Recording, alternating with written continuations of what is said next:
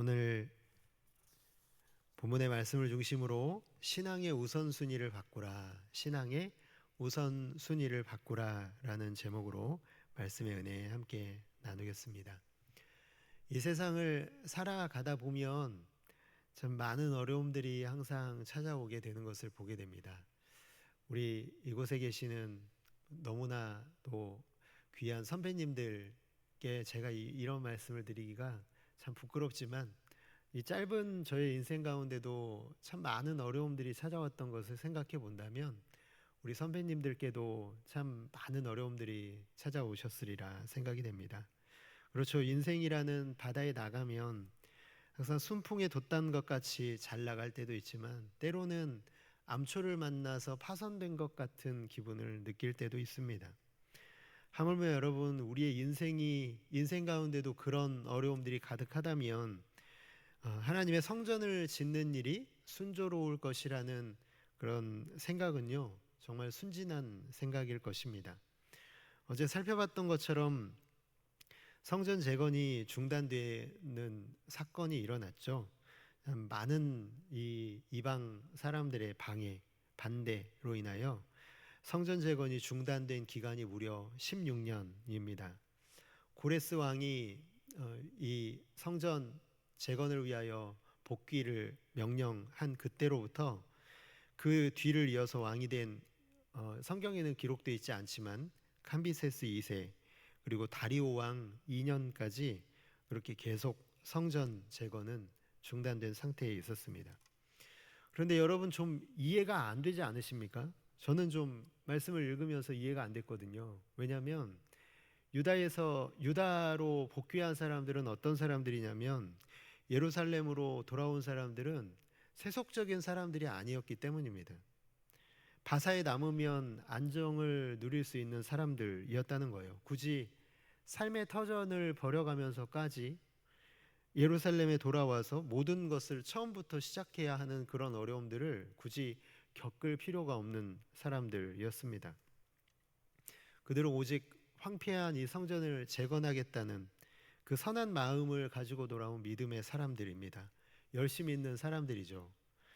잠시 3장의 말씀으로 돌아가 보면은 성전의 기초를 놓을 때 웃는 건지 우는 건지 분간할 수 없을 정도로 감격적인 예배를 드린 사람들이 바로 이 사람들이라는 거예요.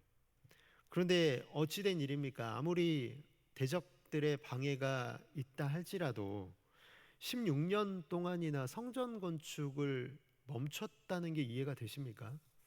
그 열심히 있는 사람들이, 그 하나님의 일에 열심을 갖고 있는 사람들이 16년 동안 아무런 성전 재건을 위한 스탠스를 취하지 않았다는 것, 여러분, 이게 이해가 안 된다는 것입니다.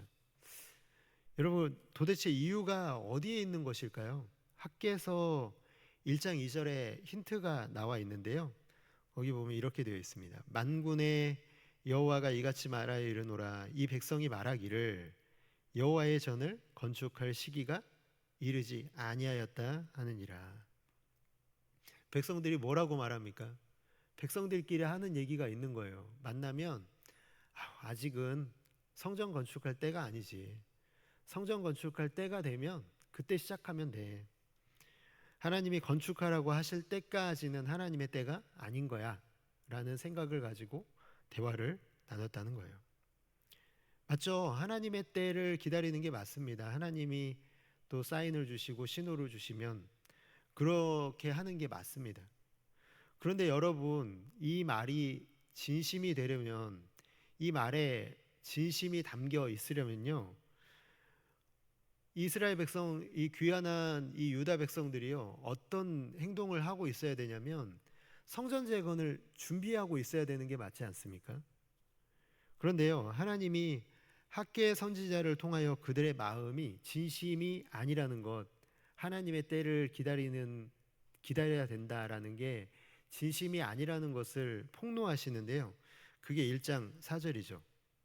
이 성전이 황폐하였거늘 너희가 이때에 판벽한 집에 거주하는 것이 옳으냐, 이렇게 말씀하십니다. 판벽한 집이라고 하니까 되게 안 좋은 집인 것처럼 느낌이, 어감이 좀 그렇잖아요. 그게 아니라 판벽한 집은 이 황토로 된 이 벽을 이렇게 아로새긴 판을 붙인 화려한 집을 의미합니다. 여러분 한번 상상해 보세요.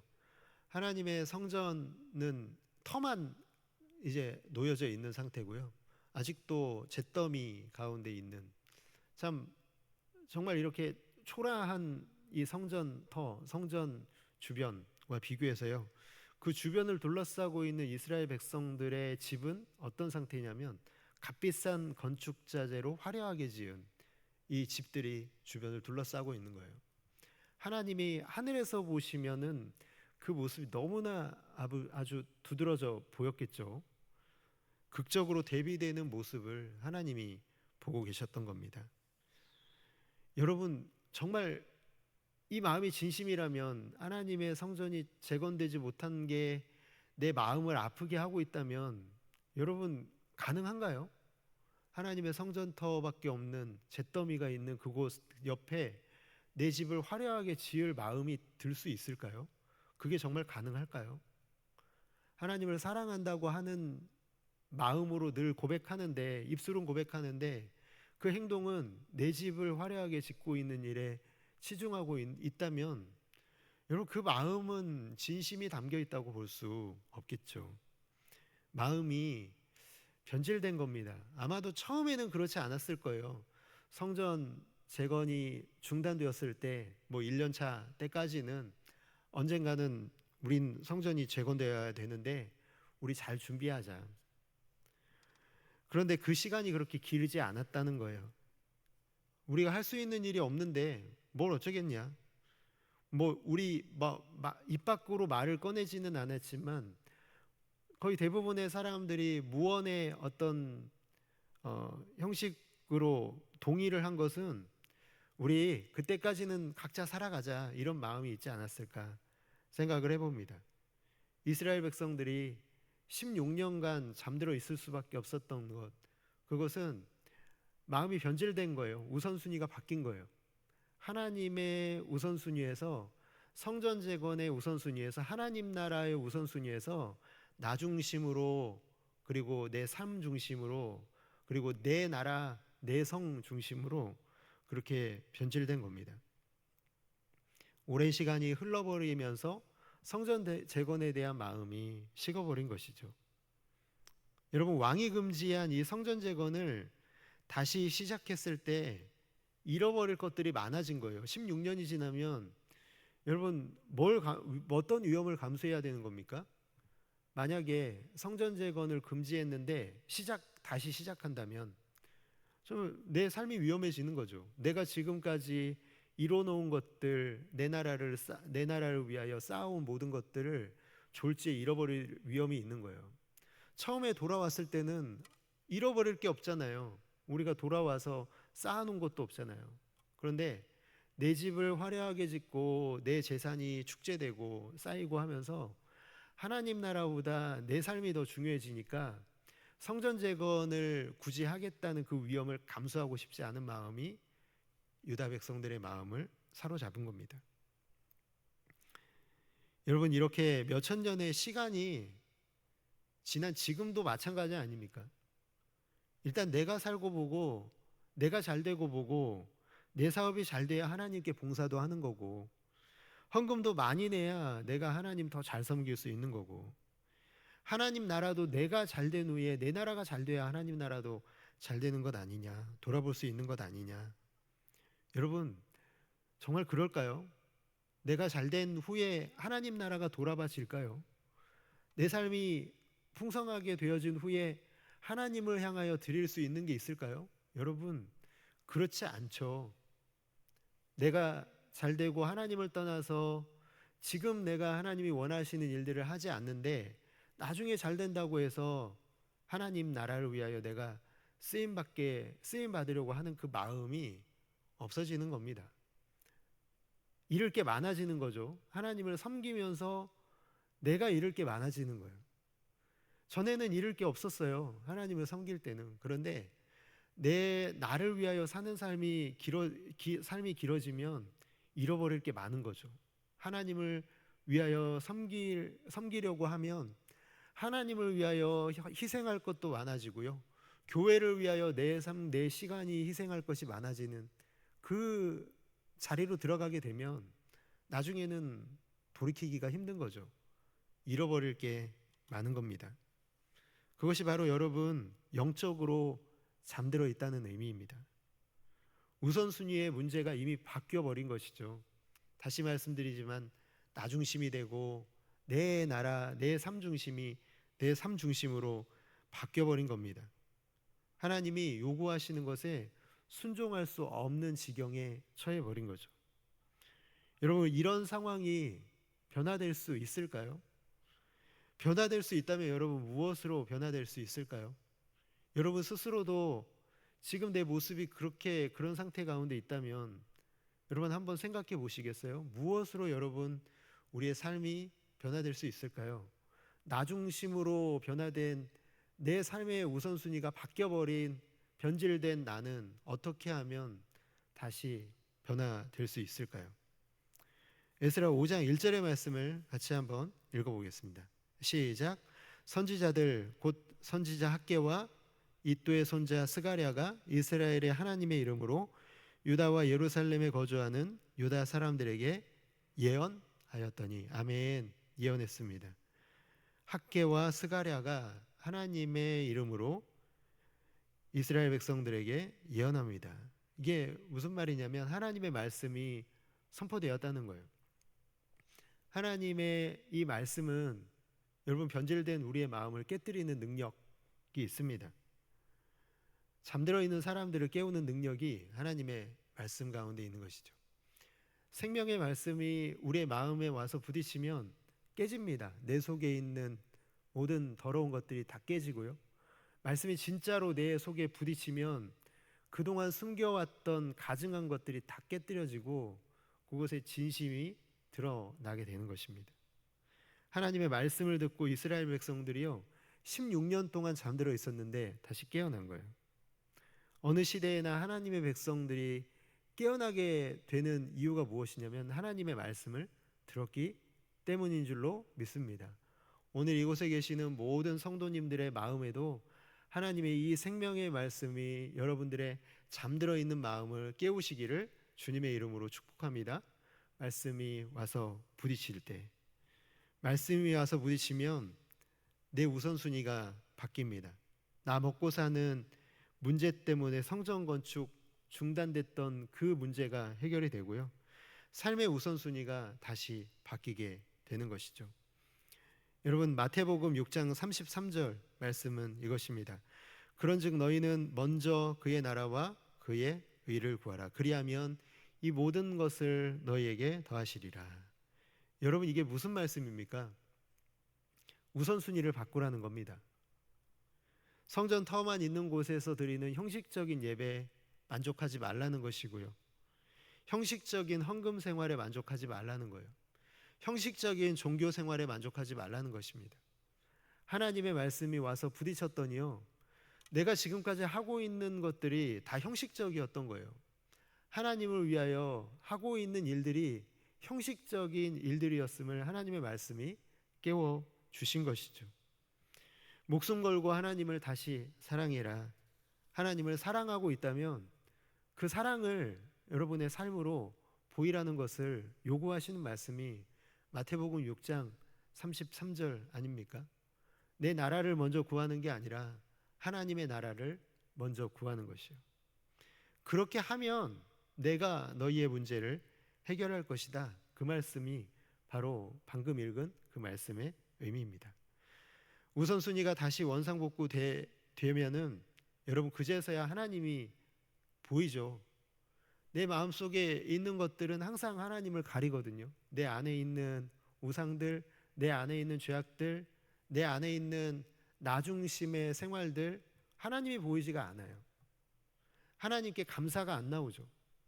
하나님이 나에게 어떤 존재인지조차도 잊어버리고 성전 재건 그런 건 내 삶에 별로 필요하지가 않은 겁니다. 그러나 하나님이 보이잖아요. 그러면 내 삶에 하나님이 한량없이 부어주신 하나님의 은혜가 보입니다. 내 삶을 지금까지 지켜주신 하나님의 보호하심이 보입니다. 나를 위하여 아들을 내어주신 하나님의 사랑이 느껴지죠. 하나님이 보이기 시작하면 여러분, 그때부터는 내 삶의 우선순위가 다시 원상복구가 되는 것입니다. 여러분, 수없이 많은 믿음의 사람들의 간증이 뭡니까? 내가 하나님 일 하면 하나님이 내 일 하신다. 내가 하나님 일을 하면, 내가 하나님 일을 우선시하면 하나님이 내 삶을 돌보신다는 겁니다. 그게 우리 모든 믿음의 선배들의 간증 아닙니까? 귀환한 유다 백성들의 현실적인 고민이 뭐였습니까? 왕이 금지한 이 성전 재건 다시 시작하면 큰일 나는 것 아니냐. 바세 제국에 밑보여서 우리가 좋을 게 뭐가 있냐. 왜 그런 위험을 자처하냐. 때를 기다려라. 아직은 때가 아니다. 그렇게 말하고 있는 이스라엘 백성들이요. 그런데 이 말씀을 듣고 다시 성전 재건을 시작합니다. 여러분, 위험한 일이죠. 금지했잖아요. 다시 시작한다는 거 굉장히 위험한 일을 시작한 겁니다. 괜히 목줄 쥐고 있는 바사 제국에게 여러분 밉보일 만한 일을 지금 감히 하고 있는 거예요. 3절을 보면은요, 정말 우려했던 일이 벌어지죠. 하나님이 3절 말씀을 보니까 뭐라고 되어 있습니까? 그때에 유브라데 강 건너편 총독 다뜨네와 스달보스네와 그들의 동관들이 다 나와 그들에게 이르되 누가 너희에게 명령하여 이 성전을 건축하고 이 성곽을 마치게 하였느냐. 그렇게 말합니다. 누구 허락받고 이 일을 지금 시작하고 있느냐는 거예요. 금지했잖아. 근데 왜 지금 이 일을 하고 있냐. 이걸 지금 따지고 있는 겁니다. 여러분, 그런데 하나님이 돌보시면요, 막을 자가 없습니다. 5장 5절의 말씀 같이 한번 읽어볼까요? 시작. 하나님이 유다 장로들을 돌보셨으므로 그들이 능히 공사를 막지 못하고 이 일을 다리오에게 아뢰고 그 답장이 오기를 기다렸더라. 아멘. 다리오 왕 2년 때까지 멈췄다는 것은요, 그걸 기록하고 있다는 것은 다리오 왕 2년 6개월 때에 다시 시작했다는 말이 됩니다. 시작한 그 시기에 시작한 것을 멈추지 않고 4년 만에 성전 재건이 완성되거든요. 막힘없이 진행됐다는 거예요. 지금 누구 허락받고 이 일을 시작했느냐 하고 있지만 막지 못했다는 것을 의미한다라는 것입니다. 사랑하는 성도 여러분, 하나님 나라를 위하여 우선순위를 바꾼 하나님의 사람들의 이 용기 있는 결단, 여러분, 이 일의 결과는요, 바로 하나님의 일하심이었다는 거예요. 하나님이 돌보셨더니 막지 못했음을 5절에 우리에게 알려주고 있잖아요. 이 모든 일의 시작은요, 그러나 꼭 기억하셔야 될 것은 우선순위를 바꿨을 때 일어났음을 꼭 기억하시기 바랍니다. 하나님의 말씀이 오늘 사랑하는 성도 여러분의 마음속에, 여러분의 삶 가운데 들려지게 되기를 주님의 이름으로 축복합니다. 그렇게 됐을 때 내 삶의 우선순위가 바뀌면 여러분 정말 놀라운 일이 시작되는 거죠. 하나님이 하신 일을 세상은 막을 수가 없습니다. 여러분의 삶 가운데 일어나는 일, 내가 하나님 나라를 위하여 일하면 하나님이 일하시는 것을 세상은 막을 수 없다라는 걸 오늘 본문은 우리에게 가르쳐주고 있습니다. 오늘도 여러분, 우리에게 원하시는 것은 분명합니다. 하나님이 우리에게 그거 원하시는 거 아닙니까? 하루에 일어나는 모든 일의 우선순위를 바꾸라는 거예요. 나를 위하여 사는 삶이 아니라 하나님을 위하여 사는 삶을 살라는 겁니다. 하나님을 위하여 모든 상황 속에서 앞서가시는 하나님의 뒤를 따라가라는 거예요. 감사와 찬송을 잊어버리지 아니하고 어떤 시련 속에서도 현실과 타협하지 아니하고 원망 대신 감사와 찬송으로 내 삶을 채우며 걸어가겠습니다. 이 결단이 오늘 우리에게 하나님이 원하시는 일인 줄을 믿습니다. 오늘 말씀이 끝나면 같이 기도하시잖아요. 여러분, 그 기도할 때 이 결단이 저와 여러분 모두의 오늘 하루에, 아니 우리의 남은 인생의 결단이 되어지기를 주님의 이름으로 축복합니다. 들은 말씀 위하여